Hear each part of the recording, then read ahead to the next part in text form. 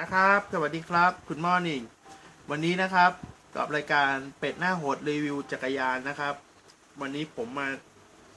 พูดถึงไฟท้ายจักรยานนะครับที่เป็นสัญญาณการขโมยด้วยนะครับโอ้ตัวนี้นะครับเด็ดทีเดียวนะครับอันนี้นะครับเป็นด็อก F110 นะครับมีรีโมทบังคับระยะไกลนะครับตัวนี้นะฮะก็คือเราติดจักรยานไว้นะครับเราสามารถ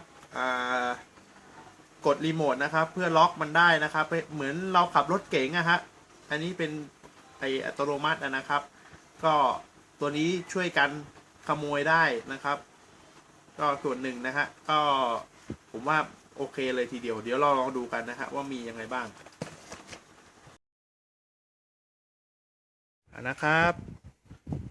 ตอนนี้นะครับจะเป็นไฟท้ายบวกสัญญาณกันขโมยนะครับเรามาดูอุปกรณ์ข้างในกันนะครับเปิดมานะครับก็จะเจอคู่มือก่อน1 เล่มนะครับคู่มือก่อน1 เล่มนะครับเป็นภาษาจีนล้วนนะครับ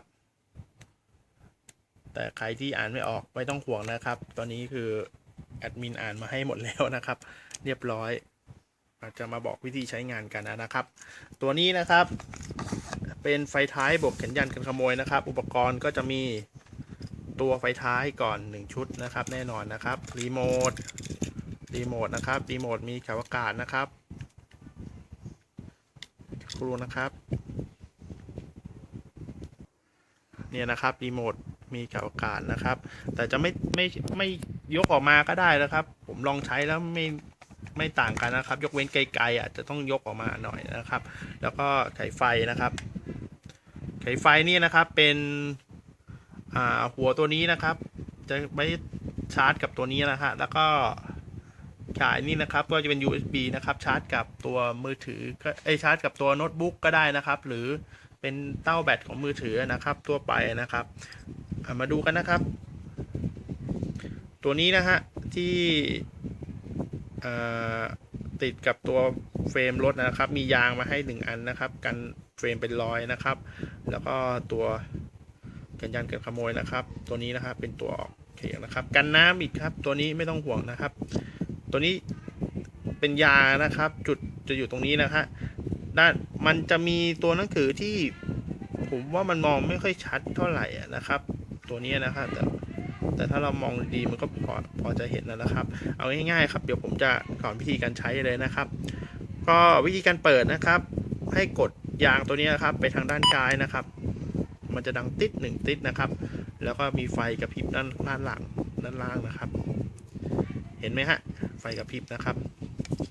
ตัวนี้นะฮะขออนุญาตวางอย่างนี้เลยนะครับนี่นะฮะเห็นไหมฮะตัวไฟกระพริบจะดับไปนะครับจนกว่าเราจะกดตัวนี้นะฮะตัวนี้จะเป็นให้ไฟติดตลอดนะครับดูนะฮะนี่นะครับไฟก็จะติดตลอดนะครับตัวนี้นะฮะเป็นไฟเหมือนดวงตานะครับตัวนี้จะเป็นตัวรองเขียงนะครับหรือตัวสัญญาณนะครับดังมากครับตัวนี้นะครับจนกว่าจะกดปิดนะครับดังมากนะครับตัวนี้จะเป็นปุ่มล็อกนะครับล็อกไอตัวสัญญาณการขโมยนะครับเป็นภาษาจีนนะครับ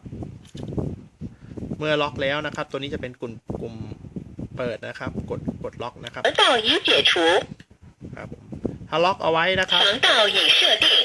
แล้วเราจอดจักรยานนิ่งไว้นะครับแล้วมีคนไปเดี๋ยวผมขออนุญาตปิดไฟนิดนึงนะครับมีคนไปขยับจักรยานเรานะครับเนี่ยเห็นไหมมันจะเตือนก่อน1 ครั้งนะครับแล้วถ้ายังขยับอีกต่อนะครับเห็นไหมครับจนกว่าเราจะกดปลดล็อกนะครับจนกว่าเราจะกดปลดล็อกนะครับเมื่อกี้ตกใจไปนิดนึงครับเห็นไหมฮะตัวนี้นะครับใครที่สนใจนะครับก็สั่งซื้อได้นะครับตัวนี้จะเป็นตัวต้องชาร์จแบตนะครับเดี๋ยวผมขออนุญาตปิดกันนะครับกดด้านขวาของเรานะครับขวามือเรานะครับให้เราแกะตัวยางออกมานะครับสำหรับการชาร์จแบตนะครับแกะตัวยางออกมาเลยยางสีขาวนะครับนี่นะครับเราจะเห็นที่ชาร์จแบตตัวนี้นะฮะนี่นะครับแล้ว ก็เขียบตรงนี้นะฮะตัวนี้จะเป็นปุ่มเปิดปิดนะครับที่ผมบอกนะครับให้กดตัวยางก็ติดแล้วนะครับตัวนี้จะเป็นปุ่มดีเคทค่านะครับค่ามาจากโรงงานนะครับแต่ว่าไม่ต้องไปยุ่งกับมันหรอกครับเรายุ่งกับปุ่มเปิดปิดแล้วก็ชาร์จแบตพอนะครับจากนั้นปิดตัวนี้นะครับตัวนี้ยางผมว่าเขาทำมาแน่นหนามากนะครับใช้ได้เป็นยางที่ใหญ่อยู่นะครับตัวทีครับเห็นไหมฮะขนาดเมื่อกี้เสียงดังจริงครับยังเมื่อกี้เปิดมาผมยังตกใจน้ำหล่นเลยทีหนึ่งนะครับตัวนี้นะฮะใครสนใจนะครับสั่งซื้อได้นะครับกันยานกันขโมยนะครับจอดรถจักรยานไว้เราปลอดภัยนะครับถ้าสมมติเราไปกินข้าวที่ร้านหรืออะไรก็ตามไปจอดใช้โซ่อย่างเดียวคงไม่พอนะครับเดี๋ยวนี้ตัดออกแป๊บเดียวนะครับใช้ตัวนี้เข้าไปก็ช่วยได้เยอะนะครับผมลืมแจ้งตรงนี้นะฮะที่ล็อกนะครับตัวนี้ที่ล็อกตัวนี้นะครับก็แน่นอยู่นะครับผมลองขันแล้วค่อนข้างยากนะครับมันไม่ใช่จะถอดออกง่ายๆฮะถ้าถอดออกง่ายๆเนี่ยโจรมันก็จะถอดตัวนี้ออกก่อนถ้าเขารู้นะครับมันถอดออกยากอยู่นะครับการติดก็ติดยากอยู่เพราะฉะนั้นถ้าเราล็อกไว้นะครับผมบอกได้เลยปลอดภัยเพราะว่าถ้าโจรดึงออกปุ๊บยังไงก็เสียงดังก่อนนะครับตัวนี้ครับก็แนะนำนะครับเป็นสินค้าอีกตัวหนึ่งที่ผมแนะนำนะครับผมขอบคุณครับ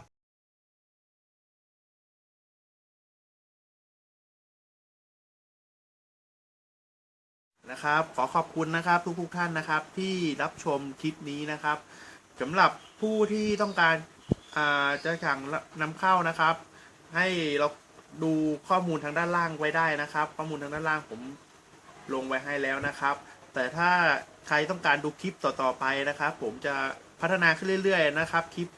นะครับให้กดsubscribeนะครับด้านล่างด้านล่างทางด้านนี้ไว้นะครับก็ส่วนใครที่ต้องการติดตามสินค้าต่างๆนะครับในเพจนะครับทางด้านล่างเหมือนกันครับทางด้านล่างเหมือนกันนะครับผมมีชื่อเพจเอาไว้แล้วนะครับก็ให้ไปกดถูกใจกันไว้นะครับกดแชร์กดถูกใจกันไว้นะครับต้องขอขอบคุณทุกท่านมากนะครับกับรายการเป็ดหน้าโหดรีวิวจักรยานโดย Bubble Bike นะครับขอบคุณมากครับ